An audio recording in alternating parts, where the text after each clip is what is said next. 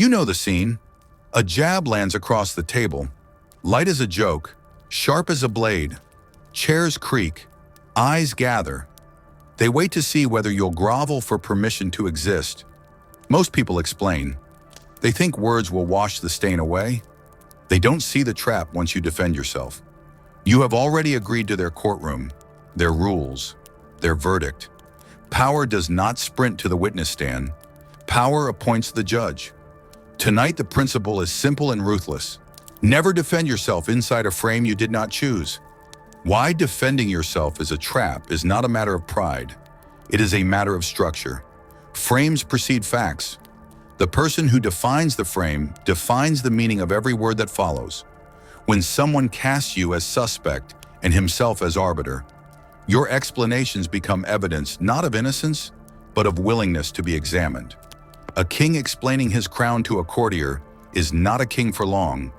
Understanding this is the doorway out of other people's courts and into your own chamber, where you decide what is discussable and on what terms. The first move is the most counterintuitive weaponized silence. The predator's silence is not absence. It is pressure. Wolves do not file petitions when accused of being dangerous. They hold eye contact and let nature testify. Your human equivalent is composed stillness, shoulders low, breath slow, gaze steady. It announces without theatrics, I will not be examined on demand. Silence starves a bad frame of oxygen. Accusations need friction to ignite your rush, your tone, your nerves. Remove them and the spark dies in air. Hold the pause long enough for perception to shift. At first, the room waits for your scramble. When none arrives, attention slides to the accuser. Why isn't he reacting? Does he know something we don't? Status begins to wobble, not because you shouted, but because you refused to kneel. Imposed frames are parasites. They need a host. Your refusal to host is not aggression, it is hygiene. From silence, you can deliver the social kill shot, the quiet moment when a provocation hits you and dies on contact. A colleague smirks in front of clients. You always take credit. The unschooled reaction is a denial and a speech. The Machiavellian reaction is a look, unblinking, and a return to the agenda. We're on item 3. The insult finds no host and falls to the floor like a dull knife. People copy the person with surplus composure. If that allegation were true, wouldn't you flail? You do not. So they look elsewhere for leadership. Drama collapses when denied a stage. A variant of the kill shot is the silent redirect pass a document. Open a slide, write a number on the whiteboard, freeze the screen share and resume the discussion of outcomes. Nonverbal cues tell the room what matters. If pressed, well, do you deny it? You make eye contact and say, we're here to decide on pricing. That line is not a defense, it is a boundary. You decline the role of defendant and assert the role of chair. The difference is not ear-splitting, but it is frame-splitting. Mystery is power because people fear what they cannot map.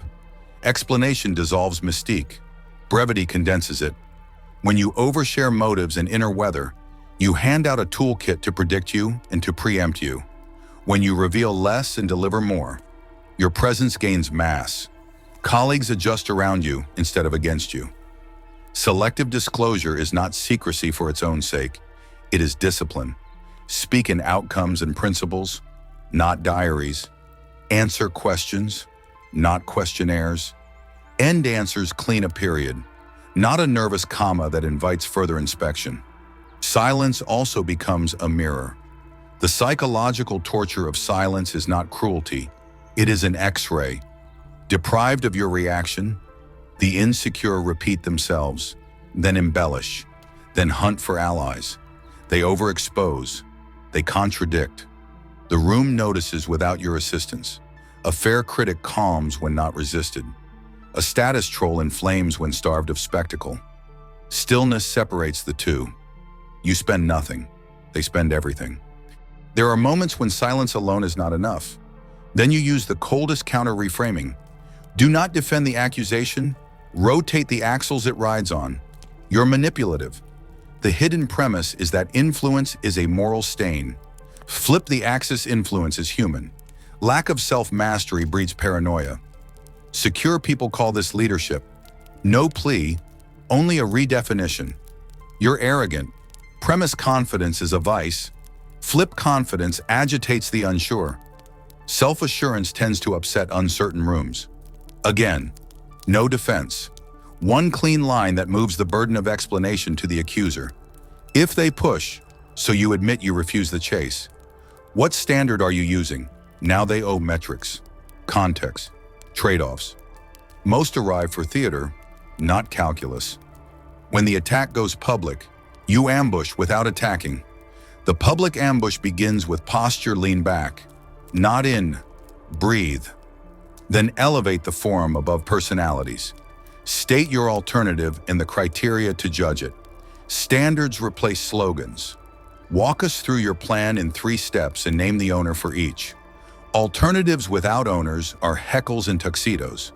Which trade-off funds this option? Every decision buys and burns. Make the price visible. Notice what you did not do. You never defended yourself. You defended the room from vagueness.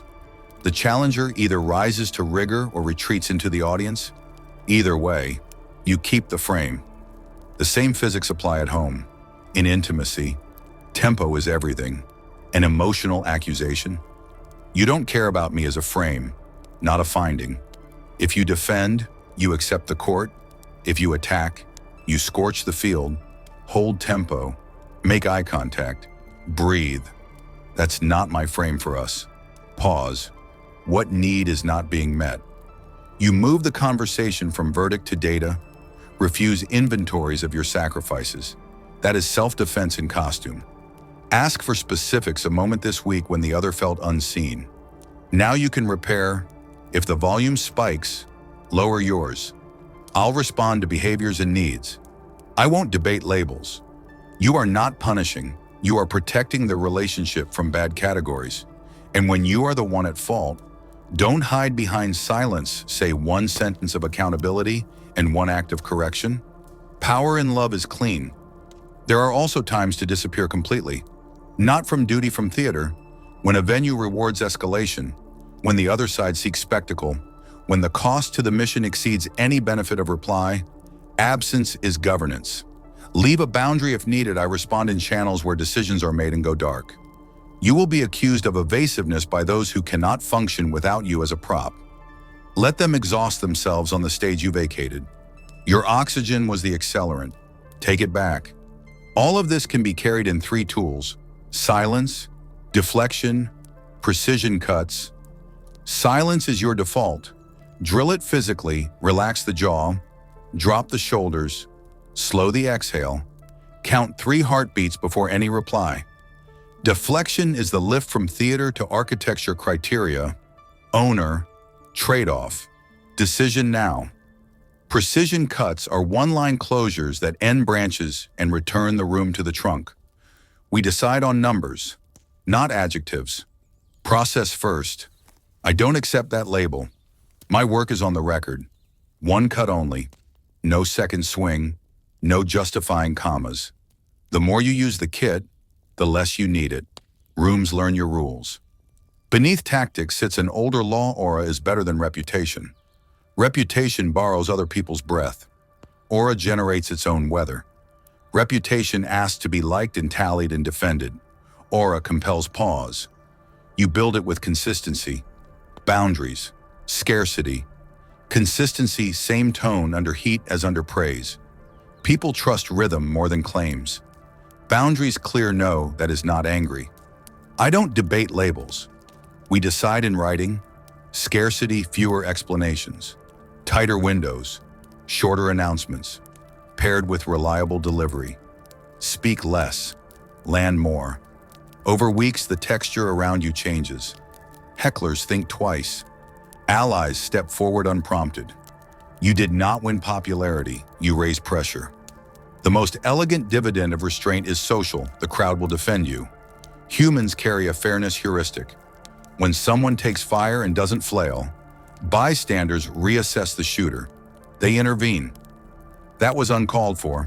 Let him finish. We're off topic. Your calm lends them courage. Your silence creates room for their voice. Engineer this without manipulation. Keep the court clean standards. Ownership. Trade-offs. Remove drama cues, no eye rolls. No sarcasm. No spikes. Acknowledge good faith critics.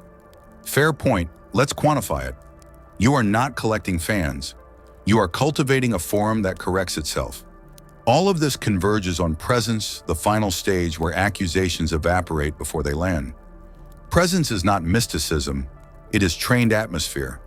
Posture, feet grounded, spine tall, chest soft, breath slow, inhale through the nose.